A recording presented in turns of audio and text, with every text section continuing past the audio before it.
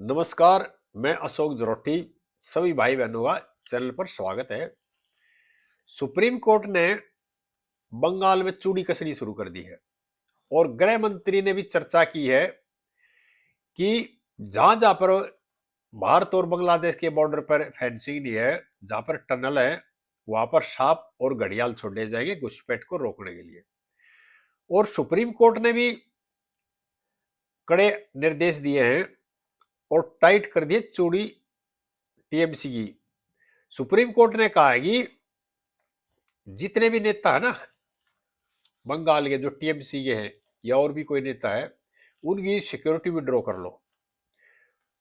बंगाल के अंदर 2000 करीब 84-85 कांस्टेबल जो सुरक्षा में लगाए हुए हैं टीएमसी के कार्यकर्ताओं की में। और यह भी कहा सुप्रीम कोर्ट ने, अब जिन जिन पर क्रिमिनल केस दर्ज है उनको तुरंत गिरफ्तार करो। जिनके खिलाफ नॉन बेलेबल वारंट जारी है उनको ढूंढो और अरेस्ट करो। और जिन जिन लोगों के खिलाफ एफआईआर है ना हीनियस क्राइम की, उनको भी तुरंत गिरफ्तार करो। और जो 2021 में इलेक्शन के बाद जो दंगे हुए थे, लोगों की हत्या की थी, करीब 12 लोगों की हत्या हुई थी 2021 का रिजल्ट आने के 24 घंटे अंदर ही, उनको भी तुरंत अरेस्ट करो। इस तरह के आदेश दिए सुप्रीम कोर्ट ने। उसके बावजूद ममता की तकलीफें बढ़ गई है, टीएमसी की तकलीफें बढ़ गई है और गृह मंत्री ने अभी आदेश नहीं दिए, चर्चा की है। अब जहां जहां पर फेंसिंग नहीं हो रखी, जैसे टनल है, कहीं पे उबड़ खाबड़ रास्ते हैं, नदियां हैं, जहां पर फेंसिंग नहीं हो सकती, उस जगह पर खतरनाक जानवर छोड़ो। अगर जो भी घुसपैठिया उधर से आता है तो उसको वहीं पर निपटा देंगे वो जानवर। इस तरह ये अब चर्चा है, ये होना भी चाहिए। क्योंकि कई ऐसी टनल हैं जहां पर फेंसिंग नहीं हो सकती, कई ऐसी नदियां हैं, उबड़ खाबड़ पहाड़ी रास्ता है, जंगल है, वहां पर फेंसिंग नहीं हो सकती। इसलिए इन घुसपैठियों को रोकने के लिए गृह मंत्री जी ने बहुत अच्छा रास्ता अपना है, बहुत अच्छी चर्चा की है कि वहां पर सांप, बिच्छू और घड़ियाल छोड़ दो और एक तरह से वो टनल का काम करेंगे। अमेरिका के राष्ट्रपति ट्रंप ने भी कहा था, मेक्सिको के जो कूद काते हैं ना अमेरिका के अंदर, उनको रोकने के लिए वहां घड़ियाल छोड़ दो एक तरह से।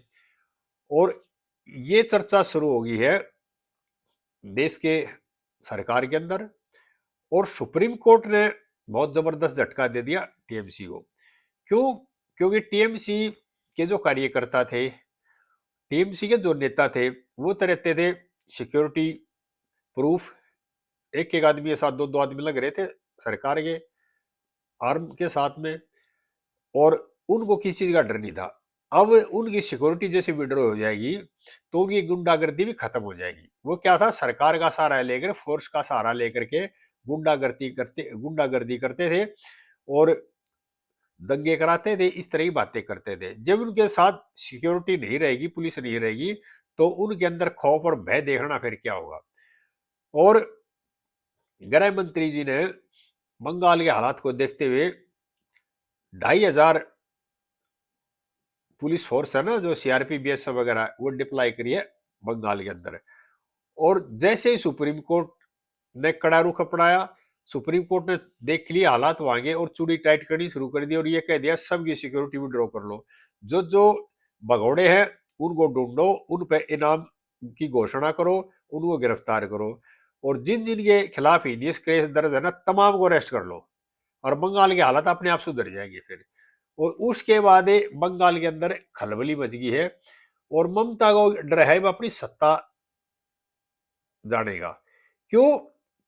जिस तरह से गुंडागर्दी करके जिस तरह काम करते थे, पब्लिक में जो डर पैदा होता था, पब्लिक का डर निकल जाएगा और लोग अपने मन से वोटिंग करेंगे और उसके बाद देखना वहां सत्ता का परिवर्तन हुआ।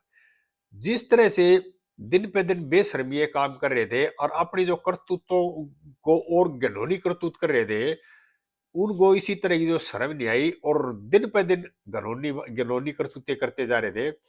इस मामले में सुप्रीम कोर्ट ने कड़ा फैसला लिया है और चूड़ी टाइट करनी शुरू कर दी है। और सुप्रीम कोर्ट ने क्लियर कर दिया कि जो जो जिम्मेदार लोग हैं ना, उनको कई निलंबित कर दिया। लेकिन यहाँ पर मेरी मांग है कि जो डीजीपी थे, चीफ सेक्रेटरी थे बंगाल के, और जो सुप्रिटेंडेंट ऑफ पुलिस थे, उनको तो डिसमिस करना चाहिए था। क्योंकि जब वे कलकत्ता हाई कोर्ट के चीफ जस्टिस साहब फोन कर रहे हैं, उनका फोन नहीं उठा रहे, उनको कोई रिप्लाई नहीं दे रहे, न्याय अधिकारियों को बंधक बना रहे हैं, यानी कि एक तरह से जंगल राज बना दिया बंगाल के अंदर है। सुप्रीम कोर्ट के आदेश पर वहां पर निगरानी कर रहे थे, जो जज गए थे देख रहे थे एसआईआर की रिपोर्ट के बारे में, और उनको बंधक बना लिया गया। इसका मतलब जंगल राज में कमी क्या रहेगी। और राज्य का जो डीजीपी है, राज्य का गृह सचिव है, डीएम है, एसपी है, वे फोन नहीं उठा रहे, तो वो तनख्वाह किस चीज की ले रहे हैं। इन लोगों को तो तुरंत बर्खास्त होना चाहिए था, इनको जेल में होना चाहिए था। सुप्रीम कोर्ट ने इनके साथ जो नरमाई की है ना, वो नरमाई के ये हकदार नहीं है। सरकार के खजाने से लोग सारे पैसे लेते हैं, और इन्होंने अपनी ड्यूटी का सही निर्वाह नहीं किया, तो इनको इस पद पर रखना भी सही नहीं है। क्यों? इस तरह के लोग है ना, अगर ये बच गए तो आगे गलती कोई और अधिकारी इस तरह करा।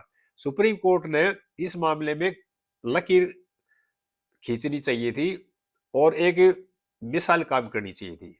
अगर कोई भी सरकारी अधिकारी है, अपने कर्तव्य का सही तरह से पालन नहीं करता, अपनी ड्यूटी में लापरवाही करता है, गैर जिम्मेदाराना काम करता है, उसको पद पर रहने का कोई अधिकार नहीं है। सरकारी खजाने से तनख्वाह लेने का उसका कोई अधिकार नहीं है।